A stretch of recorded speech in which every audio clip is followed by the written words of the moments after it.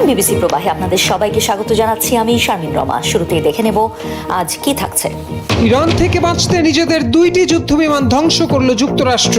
কারিগরি ত্রুটির কারণে তেহরানের ভেতরে আটকা পড়ে বিমানগুলো। সময়োপযোগী সিদ্ধান্ত বলে মত বিশ্লেষকদের। অবশেষে ইরানে বিধ্বস্ত মার্কিন F-15 যুদ্ধবিমানের নিখোঁজ পাইলটকে উদ্ধার। সম্পূর্ণ নিরাপদ ও সুস্থ আছেন জানিয়ে ট্রাম্পের বার্তা মার্কিন বাহিনীর ইতিহাসে অন্যতম দুঃসাহসিক অভিযান বলে দাবি। যুক্তরাষ্ট্র ইসরায়েলের বিরুদ্ধে লড়তে কৌশলী IRGC প্রস্তুত রয়েছে। প্রক্সি বাহিনীও রক্তের শেষ বিন্দু পর্যন্ত লড়াই চালিয়ে যাওয়ার ঘোষণা। ইরানের বুশেহরা শহরে যুক্তরাষ্ট্র ইসরায়েলের ভয়াবহ হামলা, বহু সামরিক নেতাকে হত্যার দাবি ট্রাম্পের।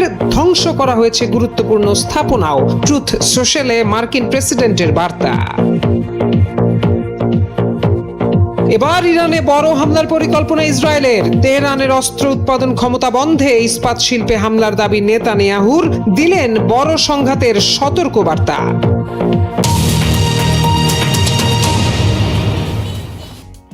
ইরানের দুর্গম পাহাড়ি অঞ্চলে সময়ের সঙ্গে পাল্লা দিয়ে চালানো এক শ্বাসরুদ্ধকর অভিযান। এই নাটকীয় ঘটনাই এখন আন্তর্জাতিক মহলে আলোচনার কেন্দ্রবিন্দুতে। বিধ্বস্ত যুদ্ধবিমান থেকে নিখোঁজ মার্কিন ক্রুকে ফিরিয়ে আনতে গিয়ে শুধু দুঃসাহস নয়, শেষ মুহূর্তে কৌশলগত কঠিন সিদ্ধান্তও নিতে হয়েছে যুক্তরাষ্ট্রের সামরিক বাহিনীকে।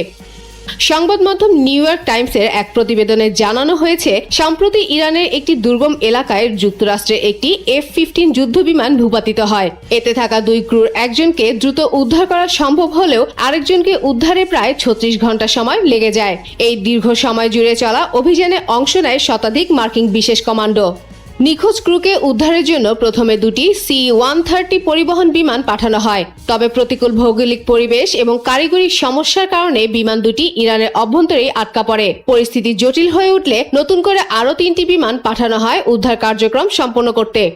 অভিযানের সবচেয়ে নাটকীয় অংশটি ঘটে পিছু হটার সময়। আটকে পড়া 2 পরিবহন বিমান যাতে ইরানের হাতে ধরা না পড়ে সেই আশঙ্কা থেকেই মার্কিন বাহিনী নিজেই বিমান দুটিকে ধ্বংস করে দেয়। সামরিক কৌশলের দৃষ্টিতে এটি অত্যন্ত কঠিন কিন্তু প্রয়োজনীয় সিদ্ধান্ত বলে মনে করা হচ্ছে। প্রতিবেদনে আরও উল্লেখ করা হয়, উদ্ধার অভিযানের সুবিধার্থে মার্কিন বাহিনী গোপনে একটি অস্থায়ী রানওয়ে তৈরি করেছিল ইরানি পাহাড়ি এলাকায়। এই অবকাঠামো ব্যবহার করেই অভিযান পরিচালিত হয়। উদ্ধার হওয়া ক্রু সদস্য, যিনি যুদ্ধবিমানের ওয়েপন সিস্টেম অফিসার ছিলেন, তাকে চিকিৎসার জন্য কুয়েতে নেওয়া হয়। তার শারীরিক অবস্থা স্থিতিশীল বলেও জানানো হয়েছে। এদিকে নিখোঁজ ক্রু সদস্যকে উদ্ধারের খবর নিশ্চিত করেছেন মার্কিন প্রেসিডেন্ট ডোনাল্ড ট্রাম্প। স্থানীয় সময় শনিবার রাতে ক্রুকে উদ্ধার ঘটনাকে মার্কিন ইতিহাসে অত্যন্ত দুঃসাহসিক অনুসন্ধান ও উদ্ধার অভিযান বলে অভিহিত করেন। নিজের মালিকানাধীন সামাজিক মাধ্যম ট্রুথ সোশ্যালে তিনি লিখেছেন, এই ক্রু সদস্য আহত হলেও সম্পূর্ণ সুস্থ হয়ে উঠবেন। তাকে নিরাপদ ও সুস্থ বলে উল্লেখ করেন ট্রাম্প। তিনি বলেন, ওই সৈনিক ইরানের দুর্গম পাহাড়ি এলাকায় আটকা পড়েছিলেন এবং শত্রু বাহিনী তাকে ঘিরে ফেলার মুহূর্তে তাকে উদ্ধার করা হয়। যুক্তরাষ্ট্রের সামরিক বিশ্লেষকরা এই অভিযানকে ভিয়েতনাম বা পরবর্তী সময়ে বড় কোনো উদ্ধার অভিযানের সাথে তুলনা করছেন। তবে খোদ ইরানের ভূখণ্ডে ঢুকে মার্কিন কমান্ডোদের এই কর্মকাণ্ড 2 দেশের মধ্যেকার উত্তেজনাকে আরও বাড়িয়ে তুলতে পারে বলে আশঙ্কা করা হচ্ছে। ইরানে বিধ্বস্ত হওয়া F-15 যুদ্ধবিমানের 2য় ক্রুকে উদ্ধার করেছে যুক্তরাষ্ট্র। রোববার ট্রুথ সোশ্যালে একটি পোস্টে বিষয়টি নিশ্চিত করেছেন খোদ আমেরিকার প্রেসিডেন্ট ডোনাল্ড ট্রাম্প। ট্রুথ সোশ্যালে ট্রাম্প জানান, গত কয়েক ঘন্টায় মার্কিন সামরিক বাহিনী মার্কিন যুক্তরাষ্ট্রের ইতিহাসে অন্যতম দুঃসাহসিক একটি অনুসন্ধান ও উদ্ধার অভিযান পরিচালনা করেছে। একজন অসাধারণ ক্রু মেম্বারের জন্য এই অভিযান চালানো হয়, যিনি একজন অত্যন্ত সম্মানিত কর্নেলও। এখন তিনি সম্পূর্ণ নিরাপদ ও সুস্থ আছেন। এই সাহসী যোদ্ধা ইরানের দুর্গম পাহাড়ি অঞ্চলে শত্রু সেনার পেছনে ছিলেন। শত্রুরা তাকে খুঁজে বেড়াচ্ছিল এবং প্রতি ঘন্টায় তারা আরও কাছে আসছিল। কিন্তু F-15 এর সেই ক্রু কখনোই একা ছিলেন না। তার সর্বাধিনায়ক, যুদ্ধমন্ত্রী, জয়েন্ট চিফস অফ স্টাফের চেয়ারম্যান এবং সহযোদ্ধারা দিন রাত 24 ঘন্টা তার অবস্থান পর্যবেক্ষণ করছিলেন এবং তাকে উদ্ধারের জন্য পরিকল্পনা করছিলেন। ট্রাম্প জানান, তার নির্দেশে মার্কিন সামরিক বাহিনী নিখোঁজ ক্রুকে উদ্ধারের জন্য বিশ্বের সবচেয়ে মারাত্মক অস্ত্রে সজ্জিত কয়েক ডজন বিমান পাঠায়। উদ্ধার অভিযানের বিষয়ে আগেই কিছু স্পষ্ট করা হয়নি, যাতে অভিযানটি বিপন্ন না হয়। সামরিক ইতিহাসে এই প্রথমবার 2জন মার্কিন পাইলটকে শত্রুর ভূখণ্ডের গভীর থেকে আলাদাভাবে উদ্ধার করা হলো বলেও পোস্টে জানিয়েছেন মার্কিন প্রেসিডেন্ট।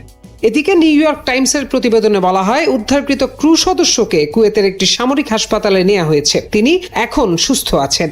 শুক্রবার সকালে ইরানের ইসলামিক বিপ্লবী গার্ড IRGC যুক্তরাষ্ট্রের F-15E যুদ্ধবিমান ভূপাতিত করে। এই বিমান আকাশে ওড়ার সময় দুজন থাকে, যার মধ্যে একজন পাইলট, অপরজন অস্ত্র নিয়ন্ত্রণের কাজ করেন। যেদিন বিমানটি ইরান ভূপাতিত করে ওই দিনই এক ক্রুকে উদ্ধার করে যুক্তরাষ্ট্রের স্পেশাল ফোর্সের সেনারা। এরপর দ্বিতীয় ক্রুকে খুঁজতে ইরানে সরাসরি প্রবেশ করে তারা। রোববার জানা গেল দ্বিতীয় ক্রুকেও উদ্ধার করা হয়েছে। দীর্ঘ 1 মাসের যুদ্ধে ক্রমে উত্তপ্ত হয়ে উঠছে পরিস্থিতি। এখনও পাল্টাপাল্টি হামলা অব্যাহত রাখছে ইরান, যুক্তরাষ্ট্র ও ইসরায়েল। একদিকে চলছে ওয়াশিংটন তেল আবিবের আগ্রাসনের বিরুদ্ধে টিকে থাকার লড়াই, অন্যদিকে আধিপত্য বজায় রাখতে তেহরানকে দমানোর চেষ্টা। এমন টানটান উত্তেজনার মধ্যেই ইরানের স্থল অভিযানের জন্য প্রস্তুত মার্কিন সেনাবহর। এক্ষেত্রে পিছিয়ে নেই খামেনির দেশও, অভিযান চালালে ফিরে যেতে পারবে না কেউ, দেওয়া হচ্ছে এমন পাল্টা হুমকিও। এখন প্রশ্ন উঠছে, শেষ পর্যন্ত মার্কিন সেনাদের সামনে টিকতে পারবে IRGC?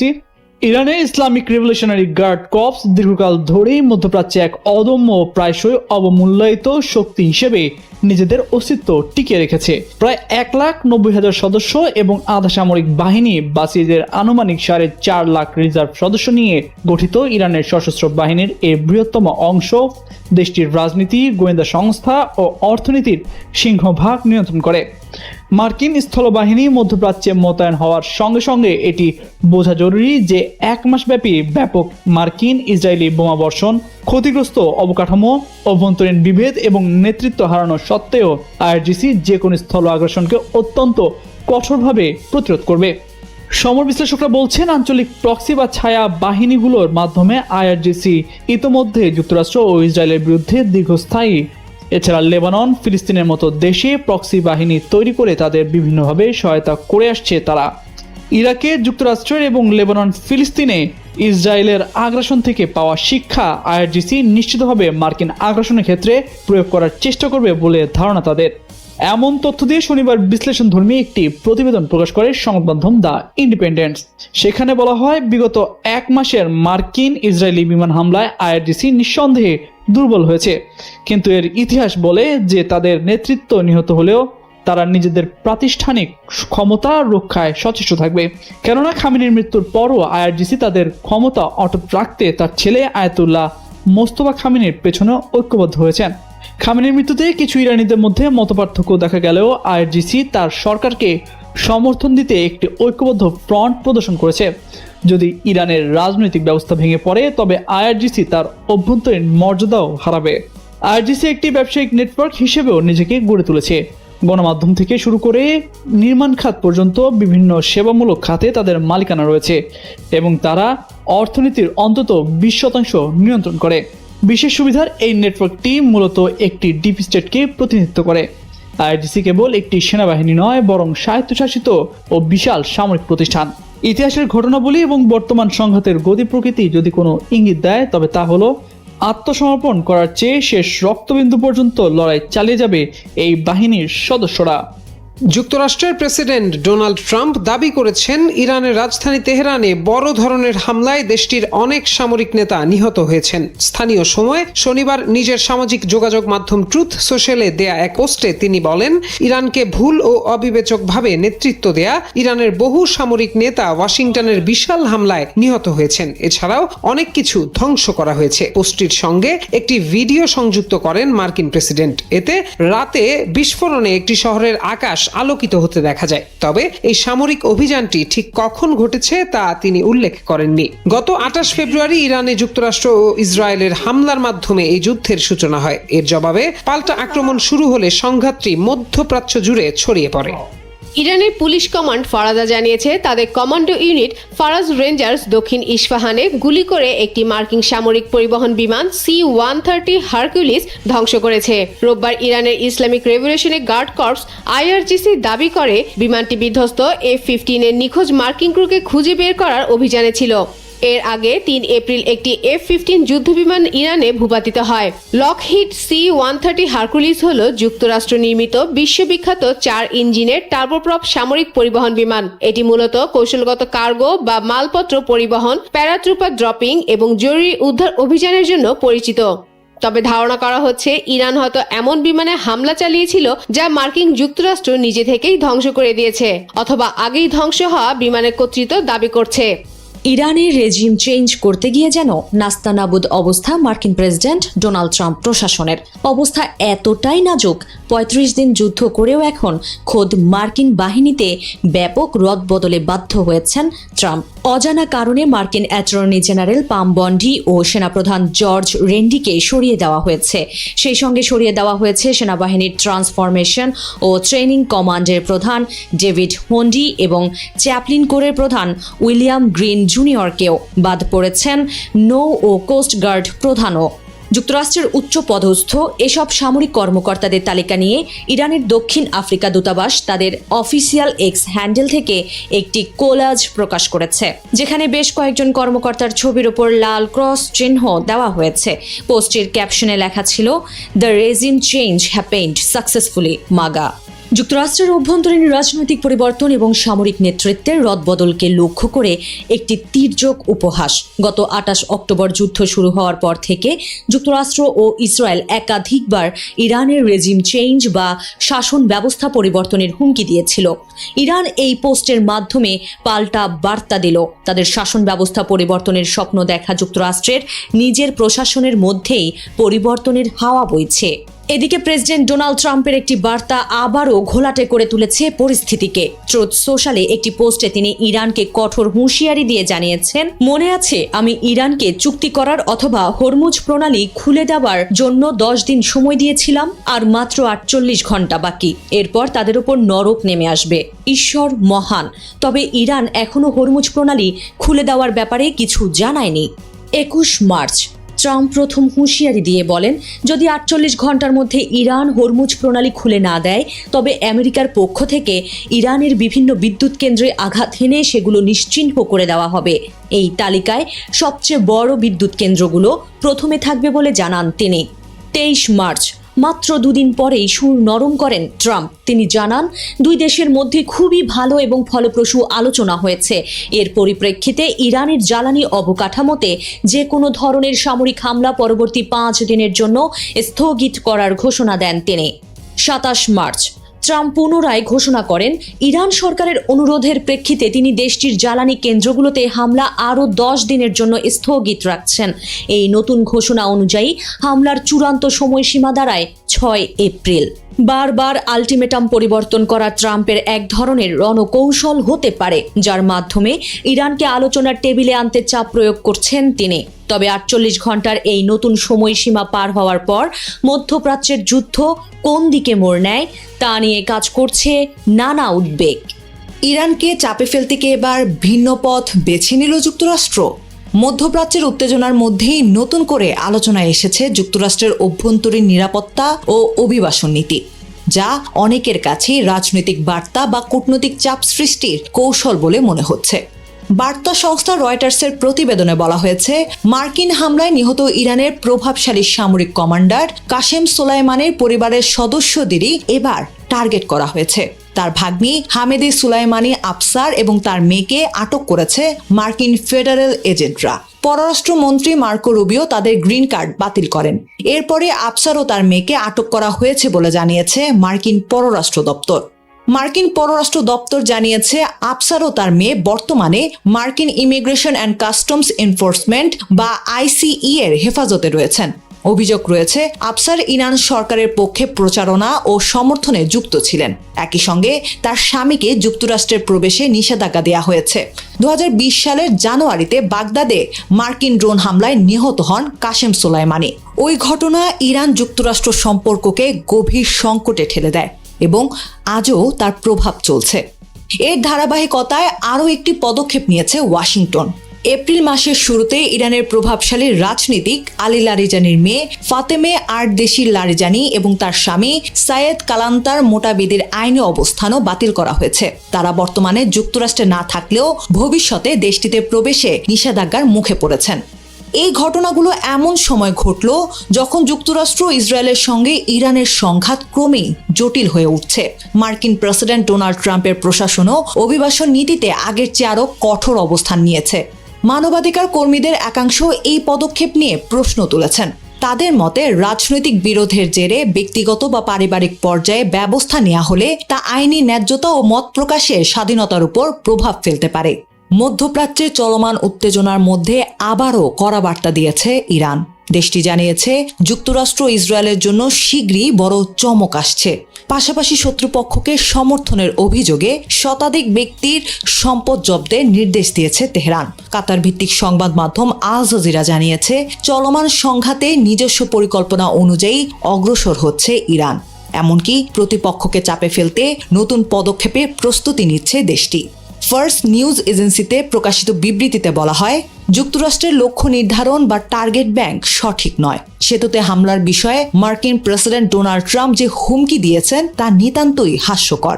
এসব হুমকি আসলে যুক্তরাষ্ট্রের সামরিক ব্যর্থতার ফল। ইরানের এক কর্মকর্তা বলেন, যুক্তরাষ্ট্র ও ইসরায়েলের জন্য আমাদের বড় চমক রয়েছে। খুব শীঘ্রই তা দেখা যাবে। দক্ষিণ ইরানে তাদের আচরণও ঘটনা প্রবাহের সময়সূচি আমাদের পক্ষে বদলে দিতে পারে। তিনি আরো বলেন, অসম যুদ্ধ কৌশলে শত্রুকে কিভাবে ধীরে ধীরে দুর্বল করা যায় তা ভালোভাবেই আয়ত্ত করেছে ইরান, যেখানে দ্রুত আঘাত হানার কৌশলে ব্যর্থ যুক্তরাষ্ট্র। এদিকে দেশের ভেতরেও কঠোর অবস্থান নিয়েছে তেহরান। বিদেশে শত্রুপক্ষকে সমর্থনের অভিযোগে শতাধিক প্রভাবশালী ব্যক্তির সম্পদ জব্দ ও ব্যাংক হিসাব স্থগিতের নির্দেশ দিয়েছে প্রসিকিউটর অফিস। এই তালিকায় অভিনেতা, ক্রীড়াবিদ ও সাংবাদিকরাও রয়েছেন। ফার্স্ট নিউজের প্রতিবেদনে বলা হয়, ইরান ইন্টারন্যাশনালের 63 জন কর্মকর্তা কর্মচারী, মানাতো চ্যানেলের 25 জন কর্মকর্তা কর্মচারীর নাম অন্তর্ভুক্ত রয়েছে এতে। তাদের বিরুদ্ধে ইসরায়েলের সঙ্গে সম্পর্কের অভিযোগ আনা হয়েছে। এছাড়া বিদেশে থাকা আরও 25 জন ইরানির বিরুদ্ধে সাইবার হামলায় সহায়তার অভিযোগ আনা হয়েছে। তবে প্রতিবেদনে কোনো ব্যক্তির নাম প্রকাশ করা হয়নি।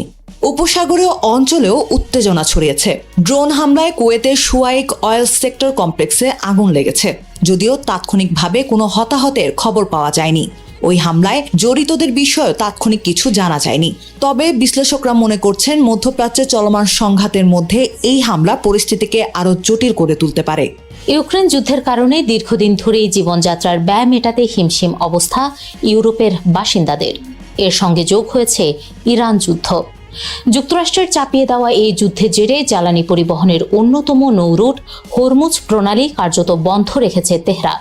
ফলে বিশ্বজুড়েই বাড়ছে জ্বালানির দাম, যার ঢেউ মধ্যপ্রাচ্য ছাড়িয়ে ইউরোপের দেশগুলোতেও আছড়ে পড়েছে। এক কঠিন বাস্তবতার মুখোমুখি দাঁড় করিয়েছে ইউরোপকে। জ্বালানি স্বাধীনতা নিয়ে নতুন করে ভাবতে বাধ্য হচ্ছে দেশগুলো। দীর্ঘমেয়াদী সমাধান হিসেবে আলোচনায় উঠে আসছে পারমাণবিক শক্তি, কিন্তু কতটা নিরাপদ ও নির্ভরযোগ্য সেটি? ইরান যুদ্ধের কারণে ইউরোপ জুড়েই গ্যাস ও জ্বালানির খরচ বেড়েছে। জ্বালানি সাশ্রয়ে ঘরে বসে কাজ ও কম ভ্রমণের পরামর্শ দিচ্ছে ইউরোপীয় কমিশন। কিন্তু মধ্যপ্রাচ্য পরিস্থিতি দীর্ঘস্থায়ী হলে তা যে আরও খারাপ পরিস্থিতির দিকে নিয়ে যাবে সেই সতর্কবার্তাও দিচ্ছেন নীতি নির্ধারকরা।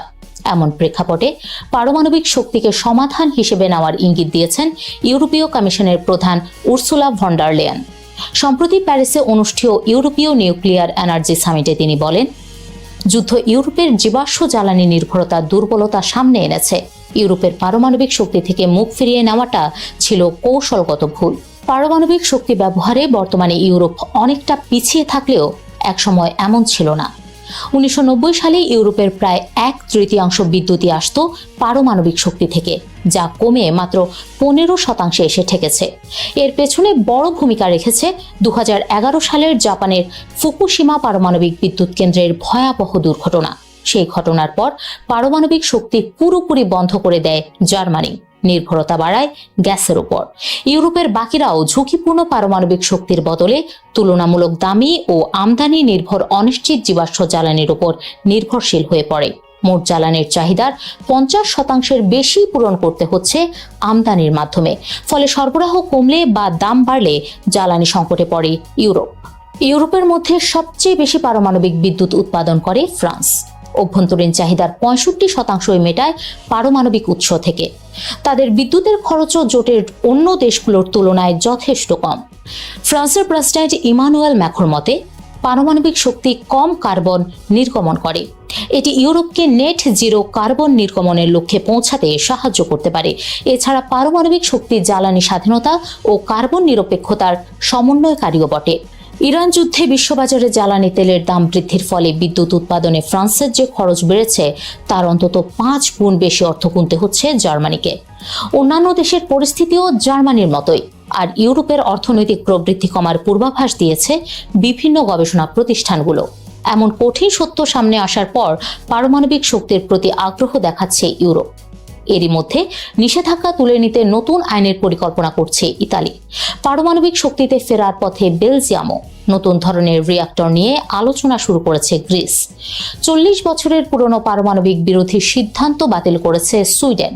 নতুন প্রকল্প এগিয়ে নিতে নিয়ম সহজ করার ঘোষণা দিয়েছে যুক্তরাজ্য। পারমাণবিক শক্তি জ্বালানি সমস্যার সমাধান এমনটা ভাবা ঠিক নয়। নতুন পারমাণবিক বিদ্যুৎ কেন্দ্র তৈরি করতে অনেক সময় লাগে। ফ্রান্সের ফ্লামানভিল 3 এবং যুক্তরাজ্যের হিঙ্কলে পয়েন্ট সি প্রকল্পে দীর্ঘ বিলম্ব যার বড় উদাহরণ। এছাড়া পারমাণবিক বর্জ্য ব্যবস্থাপনা ও নিরাপত্তা নিয়ে জনমনে উদ্বেগ আছে।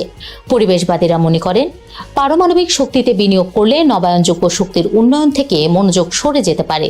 তাছাড়া মধ্য ইউরোপের কিছু দেশ যেমন হাঙ্গেরি ও স্লোভাকিয়া এখনও রাশিয়ার প্রযুক্তি ও ইউরেনিয়ামের ওপর নির্ভরশীল, যা কৌশলগতভাবে ইউরোপের জন্য কিছুটা ঝুঁকিপূর্ণ। এমন প্রেক্ষাপটে পারমাণবিক শক্তিকে সহজ সমাধান মানতে নারাজ চ্যাথাম হাউসের গবেষক ক্রিস আইল্যান্ড। এই গবেষকের মতে পারমাণবিক শক্তি সমাধানের অংশ হতে পারে, কিন্তু যখন অনেক বিদ্যুৎ কেন্দ্র পুরনো তখন এগুলো সচল রাখতে বা উন্নত করতে বিপুল বিনিয়োগ দরকার। এতে সময় ও অর্থ দুটোই লাগবে। ইউরোপের বিভিন্ন দেশ যেখানে ঋণে জর্জরিত, বিভিন্ন খাতে খরচের চাপের মধ্যে রয়েছে, সেই পরিস্থিতি এই খাতে কতটা বিনিয়োগ বাড়াতে পারবে ইউরোপ তা নিয়ে প্রশ্ন রয়েছে।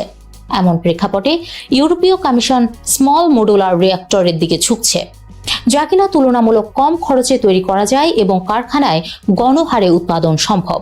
তবে এসবই দীর্ঘমেয়াদী সমাধান। কিন্তু বর্তমানে ইরান যুদ্ধের জন্য যেই সংকট তৈরি হয়েছে, এই সমস্যার তাৎক্ষণিক সমাধান কি তা নিয়ে প্রশ্ন থেকেই যাচ্ছে। সামরিক শক্তিতে যুক্তরাষ্ট্রের সঙ্গে পেরে ওঠা কঠিন। এই সহজ বাস্তবতা মেনে নিয়ে সম্মুখ যুদ্ধে না জড়িয়ে কৌশলী পদক্ষেপ নিয়েছে ইরান। বন্ধ করে দিয়েছে বৈশ্বিক জ্বালানি পরিবহনের 20% নিয়ন্ত্রণ করা নৌরুট হরমুজ প্রণালী, যার ধাক্কা লেগেছে গোটা বিশ্বে।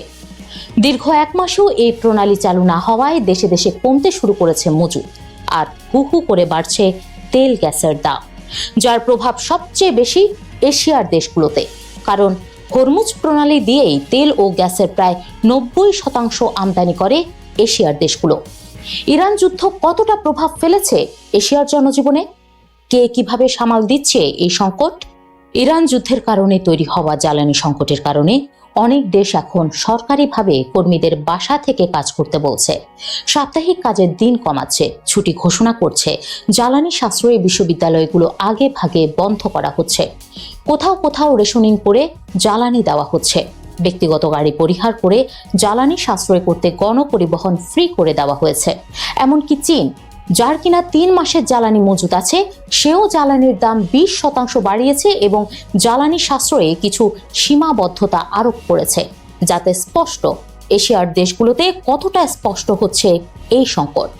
এশিয়ার দেশগুলোর মধ্যে সবার আগে জ্বালানি খাতে জরুরি অবস্থা ঘোষণা করেছে ফিলিপাইন। যুদ্ধক্ষেত্র থেকে 7000 কিলোমিটার দূরের এই দেশটিতে জ্বালানি সংকট এখন তীব্র আকার ধারণ করেছে। জ্বালানি সংকটে চলতে পারছে না স্থানীয় যানবাহনগুলো, ফলে চালকরা এখন চরম ক্ষুব্ধ।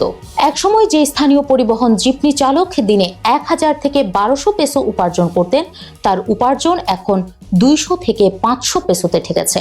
ফলে একসময় ভালোভাবে চলতে পারলেও এখন উপার্জন কমে যাওয়ায় সংসার চালাতে হিমশিম খেতে হচ্ছে এই জিপনি চালকদের। কৃষক ও জেলেদের অবস্থাও শোচনীয়। তেলের কারণে কৃষিকাজ ও মাছ ধরাও কঠিন হয়ে পড়েছে। ফলে কমে গেছে উপার্জন, যা দীর্ঘস্থায়ী হলে অর্থনৈতিক মন্দার মুখে পড়তে পারে দেশটি। থাইল্যান্ডের টেলিভিশন সংবাদ উপস্থাপকরা এখন কোর্ট খুলে সংবাদ পড়ছেন, যাতে মানুষকে জ্বালানি সাশ্রয়ের বার্তা দেওয়া যায়। একইভাবে জ্বালানি সাশ্রয়ে সরকারি কর্মীদের বাসা থেকে কাজ করতে বলা হয়েছে। এসি 26 ডিগ্রি সেলসিয়াসের নিচে না নামাতে বলা হয়েছে।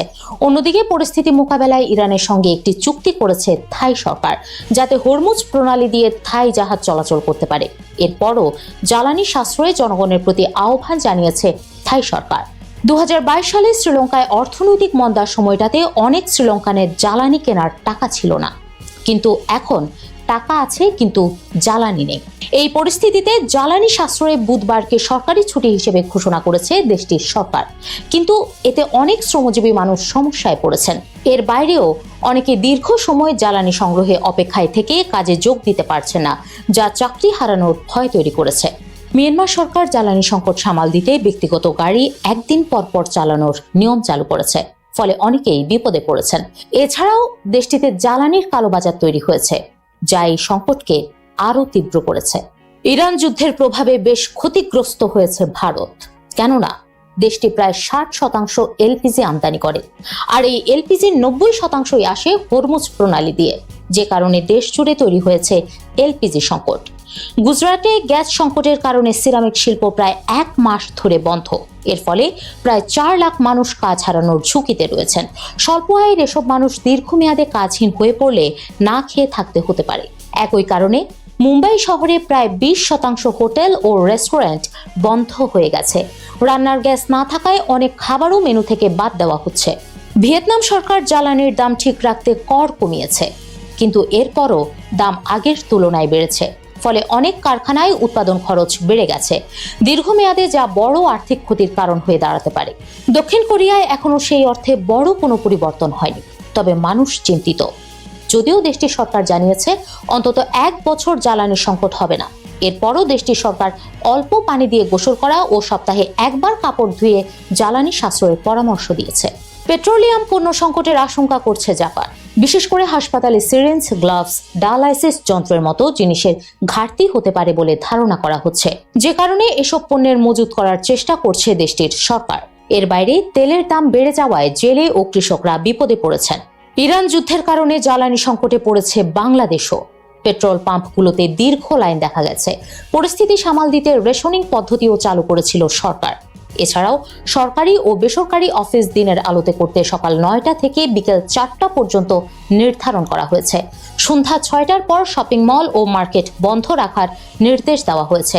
নিষিদ্ধ করা হয়েছে আলোকসজ্জা। এর বাইরে আগামী 3 মাস সরকারি খরচে বিদেশ ভ্রমণ, নতুন যানবাহন ও কম্পিউটার কেনা বন্ধ রাখার সিদ্ধান্ত নিয়েছে সরকার। সবাইকে শুভকামনা জানিয়ে আমি শারমিন রমাজ এখানে বিদায় নিচ্ছি। ভালো থাকবেন।